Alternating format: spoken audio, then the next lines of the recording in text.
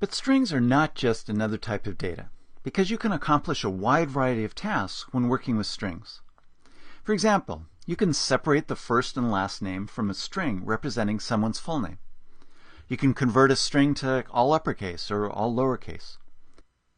You can concatenate first and last names in order to create a third string containing the last name followed by a comma followed by the first name. So you can rearrange the contents of strings. You can replace some of the contents of a string with another string. You can display a number in currency format or various other formats as well. And there's lots more that you can do. Strings really are, hands down, the most versatile data type in C# and the .NET framework. They have support for just about anything you want to do with them. If you're coming from a programming language or environment with limited support for strings, such as SQL, you're going to be very pleased with the features for strings that C# and the .NET framework provide.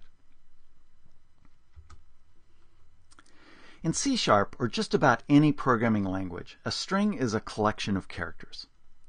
The string keyword in C#, lowercase string, provides a lot of functionality, much of which is actually provided by the system.string class, and string is proper case in this case. That's how you tell them apart. So the string class has many properties and methods, including a field and two properties you can use to determine how many characters a string contains.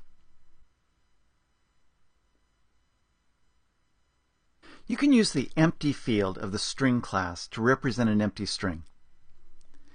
So in this case, I can initialize the myName string variable either to literally the empty string or use string.empty. Can also use both forms to do a comparison with the string. So here, if myName is equal to the empty string, I'm going to write out something here. Or if myName is equal to string.empty, this does the exact same thing as this code right here. But here, now I'm saying myName is equal to string.empty. But these are really not two different states. Either way I initialize this variable is going to have the same effect on myName. The contents are not going to change whatsoever, nor does the variable have any memory, whether you use the string empty literal or string.empty.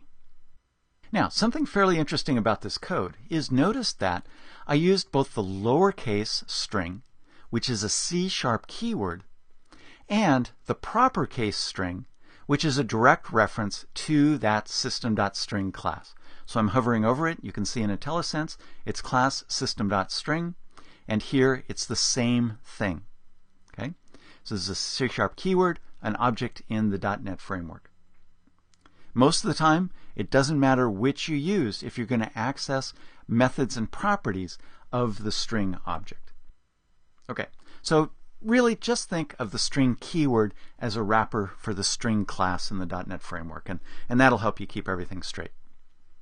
Then you can also use the length property of a string. So I'm assigning this now to a string, myName, and using the length property to get the number of characters in the string. And then string also has a chars property, which I'm essentially using right here. But this is using an array notation to get the first character of that string. And then I can do a similar sort of thing using the length property -1 to get the last character in the string. All right, so I'll go ahead and run this code. And click I. And there you can say initially myName is the empty string. MyName is string.empty. Again, keep in mind that these are not two different things. They're the exact same thing. There's 9 characters in Don Kiley. The string is Don Kiley. The first letter is a capital D, and the last letter is a lowercase y. So that shows how easy it is to work with strings in the .NET framework in C#.